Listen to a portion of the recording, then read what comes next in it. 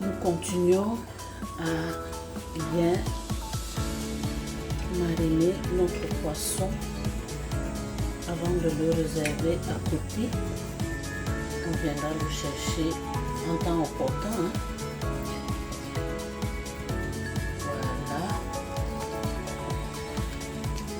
Petite astuce, lorsque vous nettoyez votre poisson, il faut toujours ouvrir sa bouche parce que il y a des résidus qui restent dans cette bouche-là. Si vous n'ouvrez pas la bouche, vous allez les préparer dans votre soupe.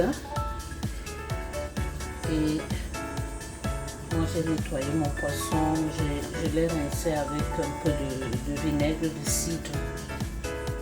Voilà, on va mettre notre poisson de côté. Alors, notre plateau, nous avons les aubergines que vous connaissez déjà, les aubergines violettes. Nous avons, j'oublie souvent les noms, hein, le gombo, quelques gombos frais. Nous, on va mettre une patate, un peu de manioc. Ensuite, nous avons des carottes, des belles tomates rouges bien hachées. Petite astuce aussi de mon côté, j'aime enlever les pépins de la tomate et l'eau qui est à l'intérieur de la tomate pour diminuer l'acidité, ou pour tout dire pour enlever l'acidité, parce que c'est cette eau là qui rend souvent la tomate acide.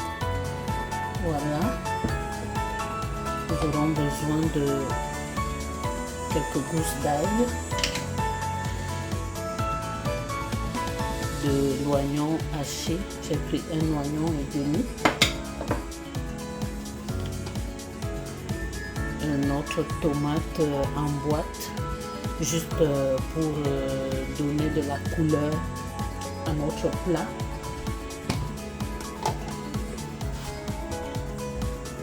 Du sel. Personnellement, je ne sais pas de votre côté, moi je ne mets pas de poivre blanc dans mon poisson, je mets les rondelles et le pébé. Je vais vous montrer ces ingrédients là le moment venu. Et notre star du jour, le riz concassé, déjà lavé et séché, réservé de côté. Plus tarder, nous allons passer à la réalisation de notre plat. Notre plat est assez gras comme conseil. Personnellement, ce genre de plat ne se mange pas le soir parce que c'est assez gras, c'est lourd, ça va demander beaucoup de travail à notre estomac. C'est un plat qui se mange en mi-journée. Donc, genre midi, et en soirée, vous mangez quelque chose d'autre.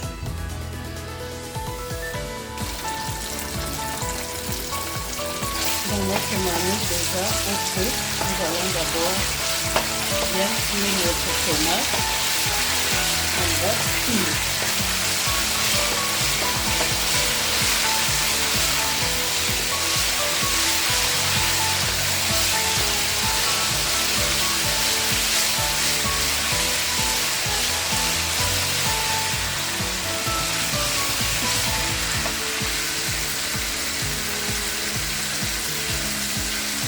Ensuite, nous allons ajouter nos tomates coupées.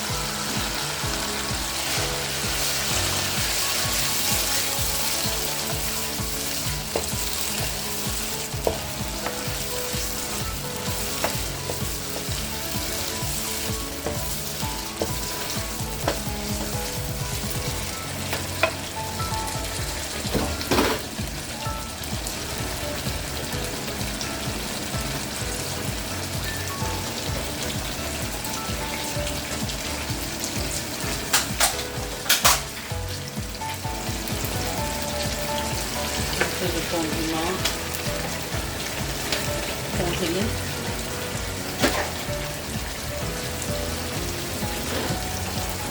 composition est faite de poireaux, céleri,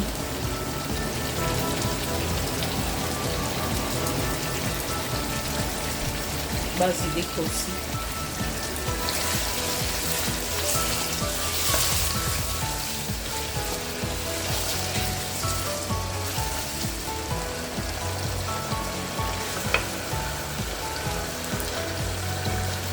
Nous allons ajouter nos oignons, les couper.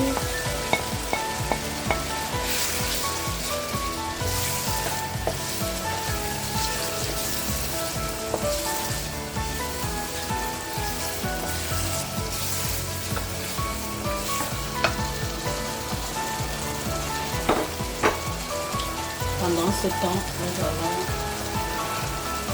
affecter nos légumes.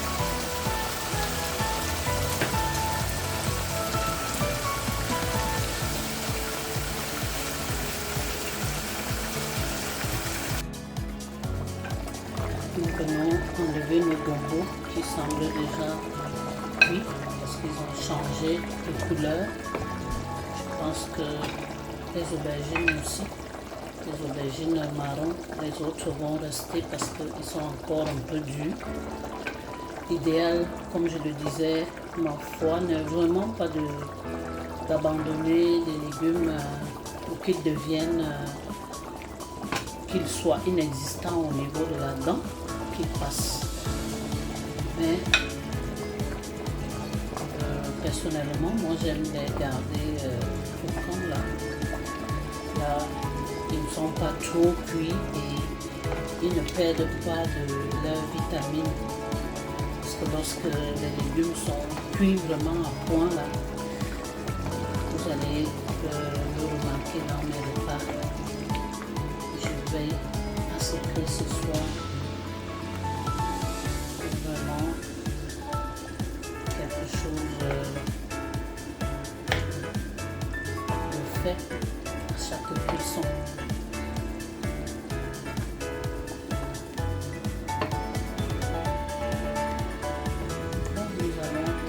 Aussi avec les carottes parce que nous savons que le manioc on pourra l'enlever plus tard avec les autres aubergines.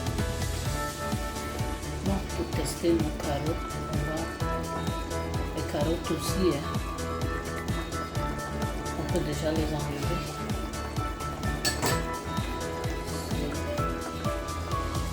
On va les enlever et les réserver.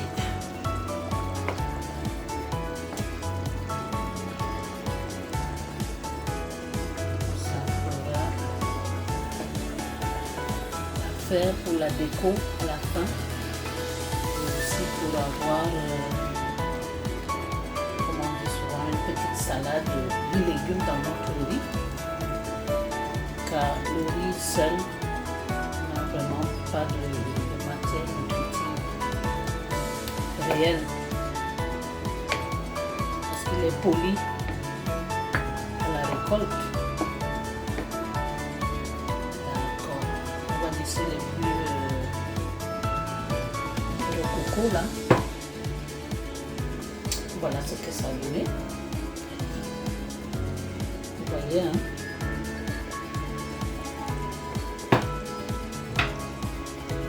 On va refermer délicatement notre marmite et attendre que le manioc et les aubergines soient complètement cuites. À tout à l'heure. Alors, nous venons continuer notre cuisson en enlevant le reste des ingrédients qui étaient encore au feu. On va enlever les aubergines. Le manioc aussi.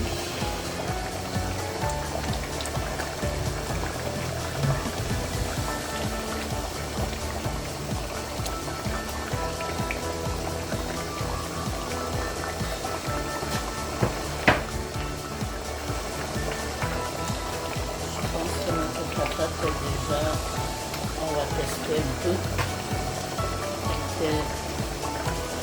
Elle est encore un peu dure. Hein? Bon, malgré cela, nous allons procéder à l'ajout de notre riz.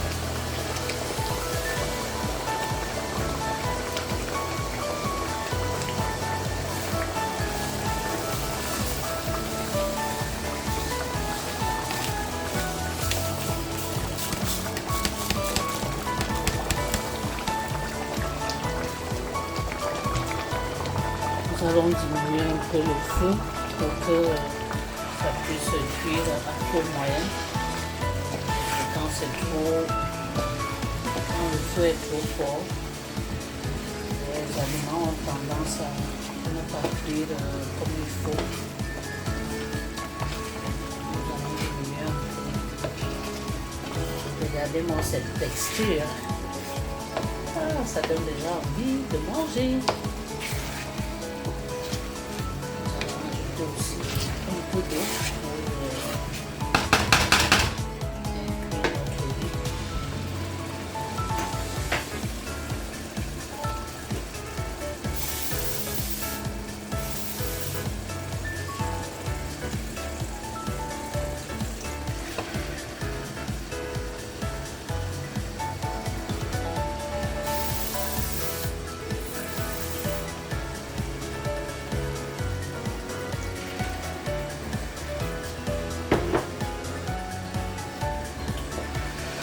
Au fur et à mesure, nous viendrons ajouter de l'eau si le riz n'est pas encore cuit. Mais ce que nous allons faire immédiatement, c'est de mettre notre poisson pour qu'il puisse cuire aussi en même temps.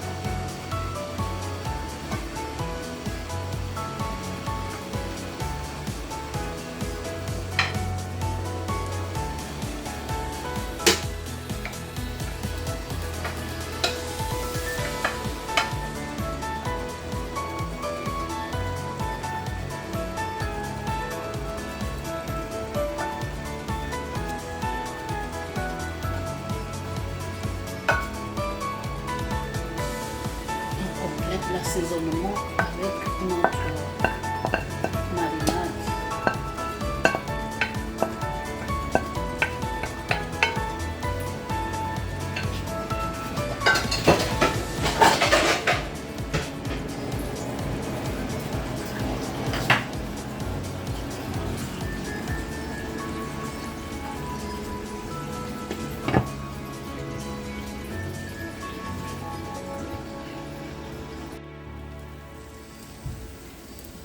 Nous allons retourner parce que le riz a tendance à cuire en bas et le haut reste cru. Mais on n'est pas loin de la fin de notre cuisson. Comme vous l'avez remarqué, nous avons enlevé nos poissons pour qu'ils ne se miettent pas. Nous allons recouvrir à nouveau et attendre une dizaine de minutes.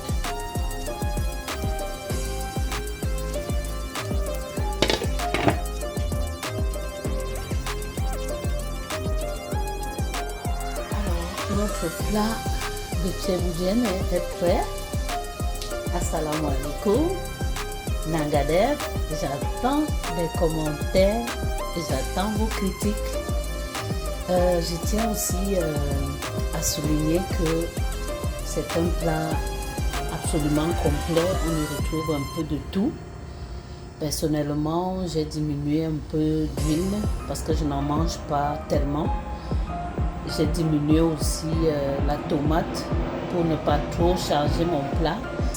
Et j'ai rencontré deux difficultés quand même que j'ai pu surmonter parce que le riz, il faut rester très concentré lorsqu'on prépare ce plat.